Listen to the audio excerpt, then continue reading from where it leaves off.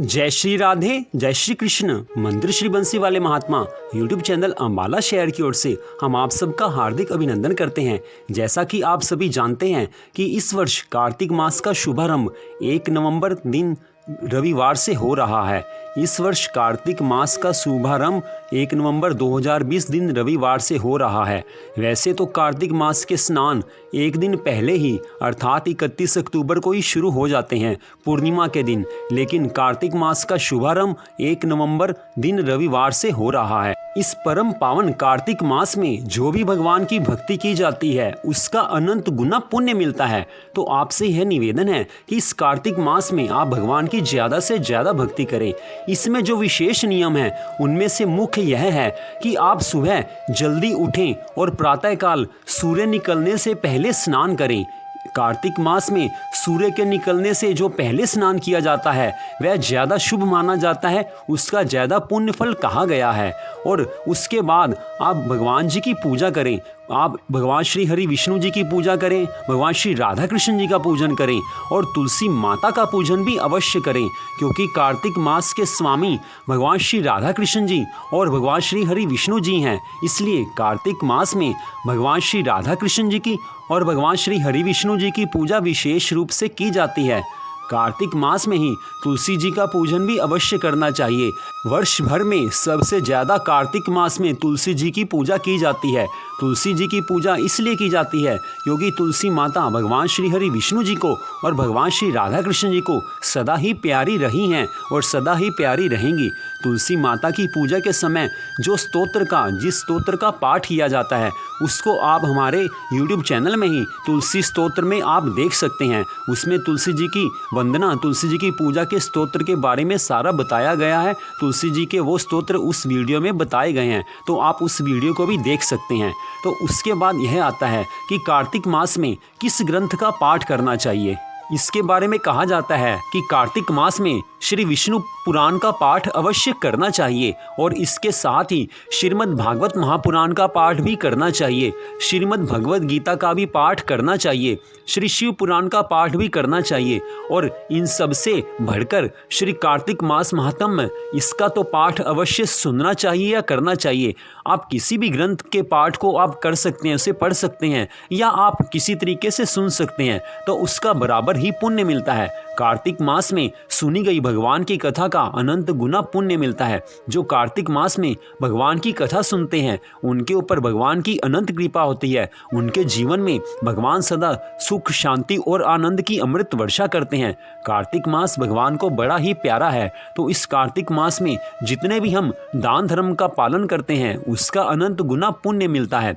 तो इसके साथ ही यह बताया जाता है कि कार्तिक मास में आप अपनी यथाशक्ति के अनुसार दान इत्यादि भी करें। विशेष रूप से जिसको आवश्यकता हो उसको आप दान करें तो उससे ज़्यादा पुण्य मिलता है। किसी ब्राह्मण को दान करें जो विशुद्ध रूप से शुद्ध ब्राह्मण हो और भगवान की भक्ति करता हो। जितनी आपकी सामर्थ्य हो, जितना भगवान ने आपको सामर्थ्य दे रखी हो उसी के अनुसार दान करना चाहिए, क्योंकि भक्ति भावना से और सच्चे मन से किए गए दान का ही फल मिलता है। तो कार्तिक मास में सबसे पहले आपको बताया गया कि प्रातःकाल सूर्य निकलने से पहले स्नान करें और भगवान श्री हरि विष्णु जी की, भगवान श्री राधा कृष्ण जी की पूजा करें। तुलसी माता की पूजा का भी विधान है, तुलसी माता की पूजा अवश्य करनी चाहिए। तुलसी माँ के समीप प्रतिदिन सुबह शाम दीपक जलाया जाता है, उससे तुलसी माता प्रसन्न होती हैं, भगवान भी प्रसन्न होते हैं। और कार्तिक मास में सदा प्रतिदिन भगवान के लिए दीप दान करना चाहिए। रात्रि में भगवान की प्रसन्नता के लिए दीप दान करना चाहिए। आप दीप को अपने घर में, घर के मंदिर में जला सकते हो या आप कहीं आसपास के मंदिर में भगवान की प्रसन्नता के लिए प्रतिदिन आप दीपक जलाएं, तो उससे भगवान प्रसन्न होते हैं। जिसके घर में कार्तिक मास में प्रतिदिन दीप दान किया जाता है उस घर में सदा लक्ष्मी निवास करती हैं, उस घर में कभी भी धन दौलत ऐश्वर्य की कमी नहीं होती। तो कार्तिक मास में इन नियमों का आप पालन करेंगे और साथ में ही कार्तिक मास में भगवान के नामों का ज़्यादा से ज़्यादा उच्चारण करना चाहिए। भगवान श्री हरि विष्णु जी के, भगवान श्री राधा कृष्ण जी के नामों का ज़्यादा से ज़्यादा उच्चारण करें।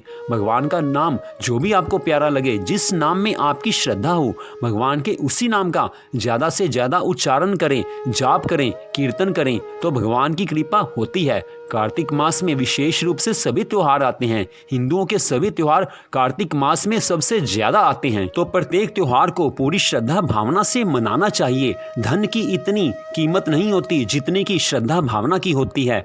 धन तो किसी के पास कम या ज्यादा हो सकता है, लेकिन उसका भाव नहीं है। भाव होता है मन का। जिसकी मन की श्रद्धा है, जिसकी लगन है भगवान की भक्ति में, भगवान उसकी लगन को देखते हैं। भगवान धन इत्यादि को नहीं देखते।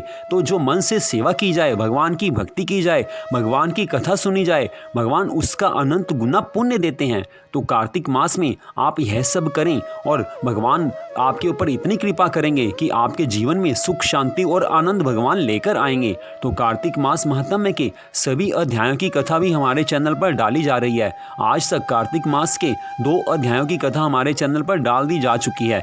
इसके बाद कार्तिक मास के कुल 35 अध्याय हैं। सभी 35 अध्यायों की कथा हमारे चैनल पर आएगी। तो आपसे यह निवेदन है कि कार्तिक मास महात्म्य के सभी अध्यायों की कथा हमारे चैनल पर आप अवश्य सुने।